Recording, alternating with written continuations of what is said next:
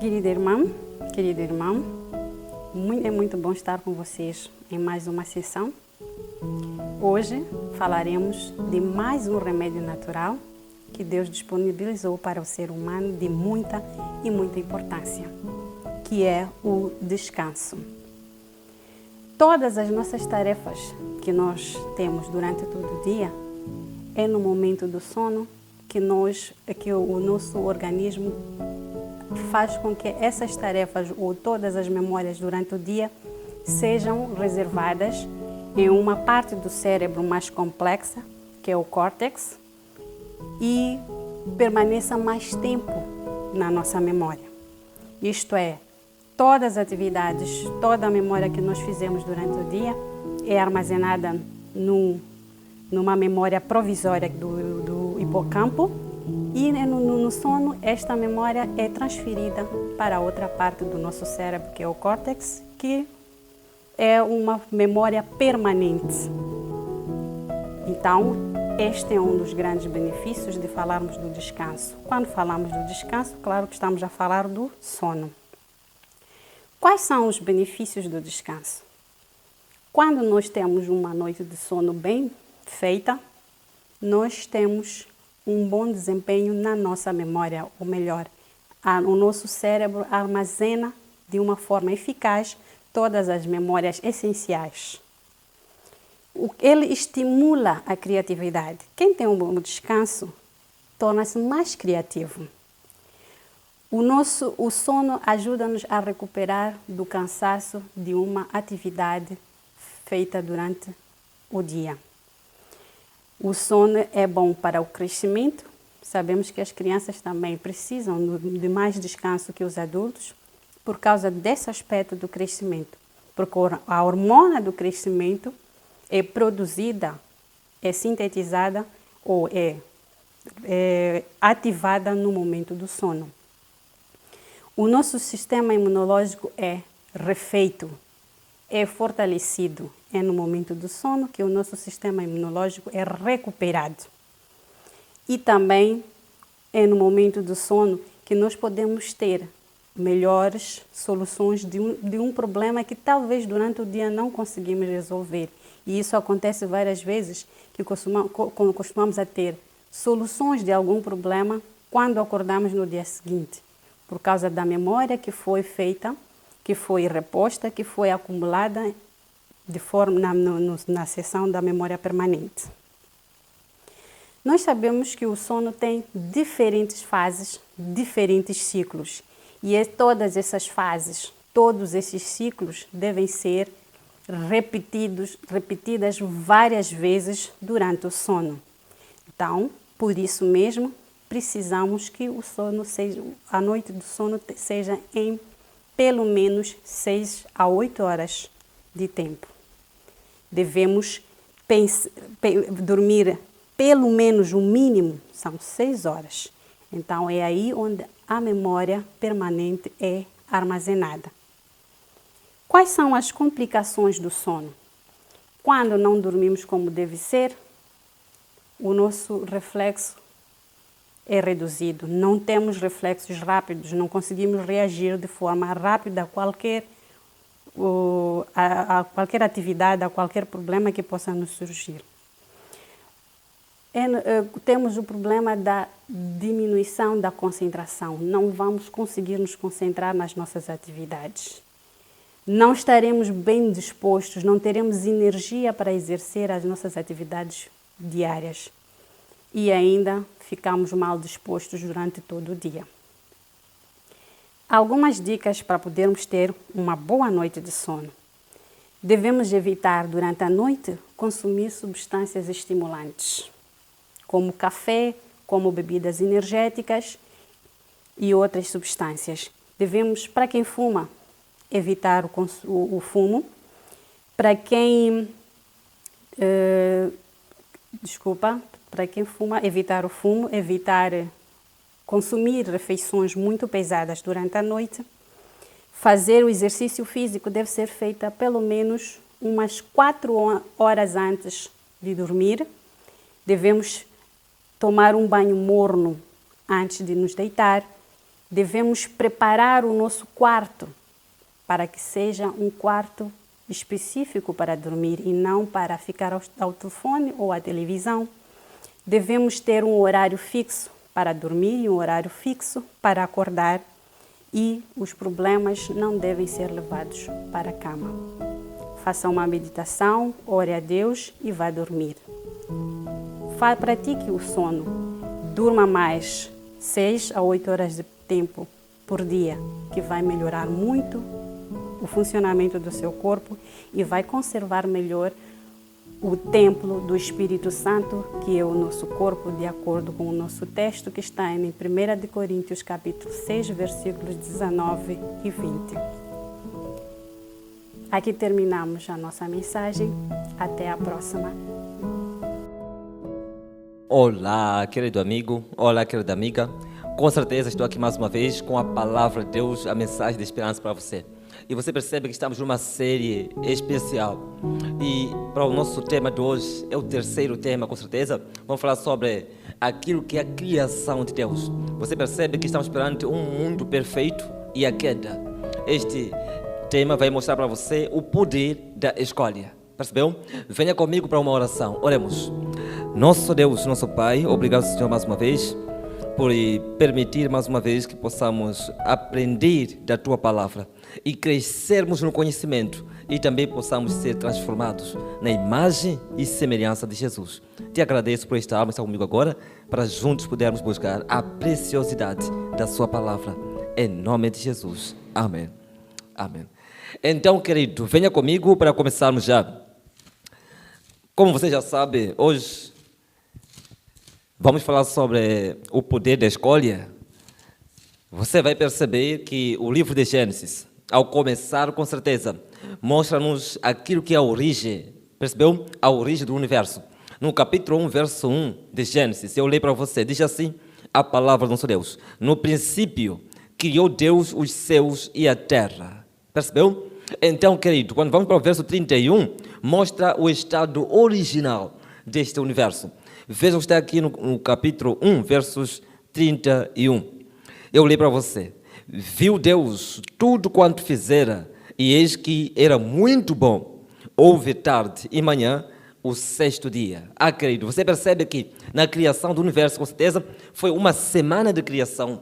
E em cada dia da semana, Deus fazia um balanço, percebeu? Um balanço parcial da sua obra. E assim acontecia. No primeiro dia, havia tarde e manhã, e dizia Deus, estava bom, percebeu? Então estava bom no primeiro dia, estava bom no segundo dia, estava bom no terceiro dia, estava bom no quarto dia, no quinto dia e no sexto dia. No verso 31, a Bíblia diz assim, estava muito bom. Sabe o que significa isso? Significa que estava perfeito. Não havia aquilo que se chama hoje o pecado. Não havia nem sequer um traço, uma nódoa daquilo que se chama a contaminação. Então a grande pergunta aparece, de onde veio o mal? De onde veio, com certeza, essa tragédia maior? Hoje você parece que fica desmoralizado ao querer acompanhar o noticiário. Sabe por quê? Porque sempre começa com aquilo que se chama o pecado, a maldade, o crime. E nesse sentido, qual é a esperança? Veja o que está aqui. Vou começar a passar para você aquilo que acontece para que o nosso mundo passasse daquilo que se chama perfeição para aquilo que se chama a queda. Vamos juntos para o capítulo 3 do livro de Gênesis. Aqui fala sobre uma mensagem de extrema importância, a queda do homem. Percebeu? A queda do homem. Lendo para você o verso 5. Assim eu leio, porque Deus sabe que no dia em que dela comerdes, se vos abrirão os olhos e, como Deus, quem está falando isso? É o diabo. E, como Deus, sereis conhecedores do bem e do mal. Querido amigo, querida amiga, você percebe que até aqui o ser humano não sabia o que significa a maldade, não sabia o que significa o divórcio, não sabia o que significa a traição. Mas hoje, querido, você sabe, até uma criança recém-nascida chora, percebeu? E você percebe que isso é um sinal que dá você a entender que este mundo não é o nosso verdadeiro lar. E nesse sentido você percebe que a queda do homem foi a queda do planeta. Sabe por quê? por causa do domínio. Na criação, Deus deu domínio ao homem. E este domínio, com certeza, foi usurpado por diabo. Ele hoje é o príncipe. Ele faz o que ele bem entender. Ele faz o que ele quiser. E se não fosse a vontade de Deus e a sua intervenção, isso seria um caos. Eu e você não existiríamos. Agora, uma coisa interessante, querido. O diabo está mostrando o sucesso para o casal. Esse sucesso para o diabo estava longe de Deus. Esse sucesso estava fora dos caminhos do Senhor. E você percebe que essa é a proposta do diabo desde os tempos antigos até aos dias atuais. Ele promete você ter prosperidade. Percebeu? Ter aquilo que são os bens materiais. Ele nunca fala do céu. Ele nunca fala da eternidade. Mas ele fala por esta terra como o melhor lugar, onde você pode ter a sua realização e felicidade real. Mas uma coisa é certa, querido. Os próximos versos deste capítulo 3 narram aquilo que se chama a tragédia humana. Você percebe que a Eva passou a duvidar daquilo que era a bondade de Deus, o seu amor e a sua misericórdia. Deus havia dado um lar para este casal. Maravilha. Chama-se o Jardim do Éden, com certeza. E você percebe que, apesar de todas as evidências daquilo que é o amor de Deus, a Eva foi tentada a concordar com a serpente, que na verdade era o diabo. Percebeu? Usando a serpente. Porque a serpente nunca falou, a serpente hoje não fala, e você percebe que desde a criação a serpente não falava. Mas o diabo pode usar uma serpente, assim como também hoje pode usar muitas formas para falar com você. A serpente era o animal mais admirado. Sabe por quê? Porque tinha 7 cores, como se fosse o arco-íris. E uma coisa mais interessante, voava naquele tempo, e você percebe que tudo isso parecia mesmo alguma coisa atraente. Quais são as coisas que o diabo usa hoje para atrair a você? Muito cuidado, querido, com aquilo que atrai seus olhos. A soberba dos olhos engana. E Deus chama a atenção para os princípios da sua palavra. Percebeu? Agora, querido, a Eva, ela começa a pensar em que acreditar. No diabo ou em Deus? Na serpente ou em Jesus? Obviamente, a Eva já tinha todas as precauções, já tinha todas as advertências da existência do diabo na terra, mas nunca havia o visto. E pensava em alguma coisa e não podia ser a serpente. Razão pela qual nunca pensaria que estava falando com o diabo. Hoje, querido, você nunca vai saber que está se comunicando com o diabo. Ele se disfarça, ele não mostra a cara. Essa é a nossa maior tragédia, lutar com aquele que é invisível aos nossos olhos. Agora, uma coisa é certa, sempre que houver em causa a transgressão dos princípios de Deus, saiba que você está perante uma tentação. Isso chama-se tentação, porque o diabo faz de tudo para te afastar de Deus, e a tentação é isso. A aprovação é ao contrário. A aprovação é para purificar você, é para solidificar a sua fé, é para fazer você crescer e ficar cada vez mais forte. Querido amigo, você percebe que por causa daquilo que foi a entrega da Eva nas mãos do inimigo, por causa daquilo que foi a conclusão humana fora dos princípios de Deus, ela pegou a fruta. Alguns falam assim, tiveram uma relação sexual, querido, não tem nada a ver. Sabe por quê? Porque se você abrir o capítulo 1 de Gênesis, no verso 28, Deus celebra aquilo que se chama o casamento, o primeiro casamento deste lindo casal. Percebeu? E não há dúvida alguma que a reprodução tinha nada a ver com o casamento. Agora, não tem nada a ver a entrada do pecado com aquilo que hoje chamamos de casamento. Agora, o que está em causa é a desobediência humana aos princípios de Deus. Percebeu? E nesse sentido começa a entrar a dor, começa agora a entrar a morte, começa a entrar aquilo que nós chamamos o envelhecimento. Tudo isso por causa da separação. A coisa mais triste daquilo que o pecado trouxe foi a separação do homem do seu Deus. Percebeu?